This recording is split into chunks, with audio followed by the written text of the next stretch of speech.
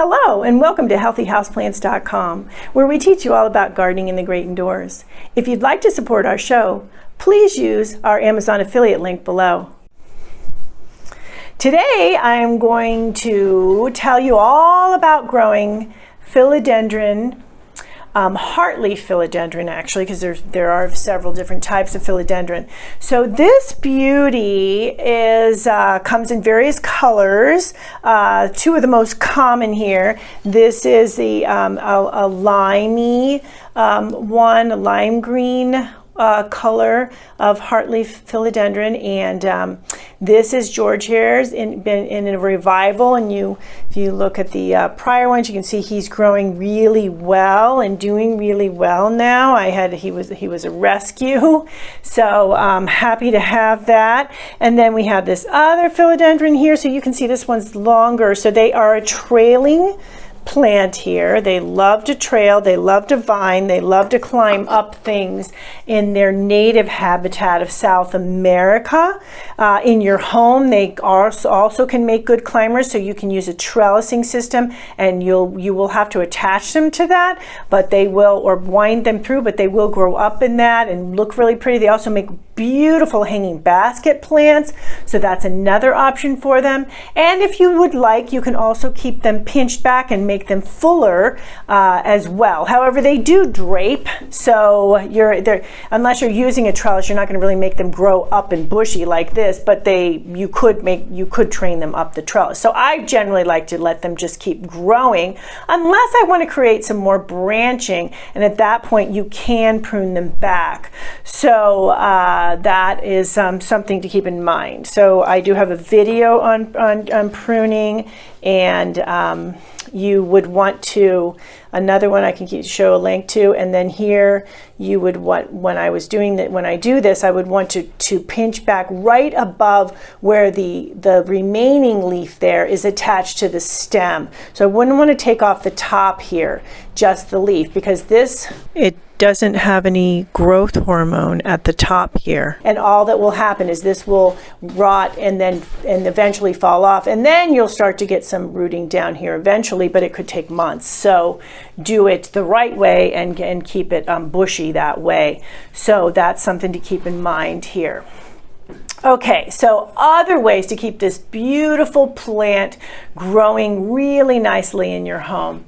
Okay, as mentioned, I really like this plant, and one of the reasons I love this plant is it will grow in medium light. Okay, so a lot of times you're looking for a plant that needs that medium, even low. So it can even do low to medium light and do okay, because a lot of our homes have a lot of areas that are low to medium light. The bright light, those spots tend to be prime spots unless you're using full spectrum lighting. Now, if you have very low lighting, you're going to want to use full spectrum lighting for the heartleaf philodendron. However, if you have a medium light situation, you have an eastern exposure window, southern exposure window, those are good places to put this plant nearby, those types of windows as well.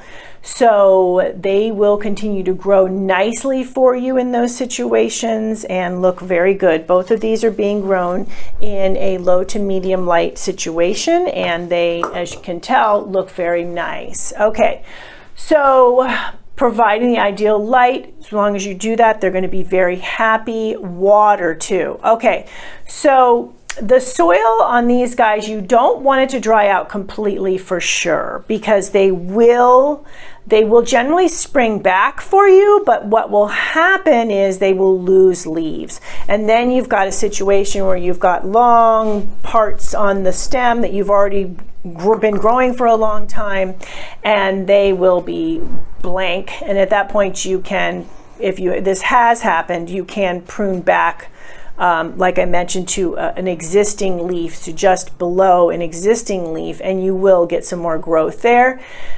But if you've got a nice full plant, obviously you don't want to drought it and then lose a whole bunch of foliage on it. So you want to water when the moisture meter says 4, when you put your finger in, and about half an inch down or so. it's dry for that first half an inch or so, then you do want to water the plant. Always use warm to tepid water. You don't want to use cold water because that will shock the plant and result in root rot. It can result in leaf loss. I have video on the temperature and how much that matters for the water as well. Okay, so you are keeping it well watered, and it's got the great lighting. With those two things right there, you're going to have really good luck with this plant. Now, in terms of temperature, because the plant is from South America, it does like it on the warmer side. So you really want to try for somewhere between 65, 75 degrees, which many of our houses are in that range throughout the year. 60, it could go as low as 60, however, but I wouldn't go any lower than that. So if you need to put the plant in a warmer area of the house in the winter months, and if there's not enough lighting, then do get full spectrum lighting. Full spectrum lighting comes in all types of fixtures. You can get bulbs that can be put in any type of fixtures. It's very easy to provide your plants with full spectrum lighting, which simulates daylight. Okay, so soil. You do want a moisture retentive soil, something with peat moss in it or coir that will retain water. And however, at the same time, you also do want to have some draining agent in there, like pumice, perlite. I have a pumice product. I will put the link below for that. So that is a really nice thing to keep in mind. You want to have a good ratio between drainage and moisture retention. So when you, whatever potting soil you're using, you want to see that you've got pretty much about 1/3 drainage to 2/3 of the moisture retentive soil in there. Like I said, something with a peat moss base or a coir base. Fertilizing. They do really like to be fertilized. So I would feed every 4 to 6 weeks with a well-balanced, nice organic fertilizer, something that's for house plants. I have a houseplant food. I'll put the link below for that too. Okay, so every 4 to 6 weeks, like I mentioned, you can even go 8 weeks, but you do want to keep them fed. Otherwise, they just won't grow. They'll continue to grow, but they won't grow as quickly and as vibrantly as you would like them to. So they do like to eat. However, don't feed them in the winter months. Most houseplants you don't want to feed in the winter months, so you want to resume fertilizing them in late winter, and that will be perfect timing for them, and then continue to fertilize them until mid to late fall.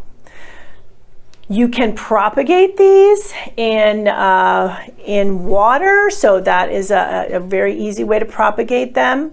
So that's something to keep in mind as well. So if just to say you do decide that you do want to prune off some of the end on the plant, and you go ahead and prune it, and then put that in water, and you will have a whole new plant before you know it. As far as pests and diseases, they are pretty resistant to pests and diseases. So you won't often see any pests and diseases for them. You may occasionally see mealybugs, and you want to get rid of them as soon as possible if you do. But other than that, I generally don't have problems with pests on these beauties, and another great reason why I love this plant, which, by the way, is, besides heartleaf philodendron, it does have the nickname of sweetheart plant because of the really pretty heart-shaped leaves. As you can see here, they do look like a heart. So that is another thing that you can tell people when they ask you about your pretty heartleaf philodendron. You can tell them that it's also called sweetheart plant. As far as humidity, they are tolerant of dry air. So you could go as low as 45% humidity and they still will be okay. However, if you give them even more humidity or you live in a more humid climate, they will thrive with that too. So go ahead and check your humidity levels with a hygrometer if you're not sure. I have a video on how to use a hygrometer, and that will tell you if you're a little too low in the humidity department. One symptom of low humidity for these beauties would be brown leaf tips. So if you've got the tip of the leaf itself and it's browning and you have that happening to a lot of them, that can mean that the humidity is a little too low. It can also mean that you aren't watering enough as well. I do have a video on what to do with the brown leaf tips. Okay, so that is it for making sure these beauties do really well. However, I just thought of one pest that could be a problem. That is the fungus gnat. Because you are keeping their soil moist, fairly moist, you could have a problem with fungus gnats. I have a video on organic, very effective ways to get rid of those fungus gnats and stop that whole cycle. So that's easy to solve. That problem is easy to solve. I'll put that link below. But other than that pest, like I said, they generally don't seem to have much of a problem. Okay, now I'm actually done. So thank you for stopping by today. Please leave any comments about any indoor gardening tutorials you'd like to see. Remember to like, comment, subscribe, and share this video. And please check the bell if you'd like to be notified when new videos are released.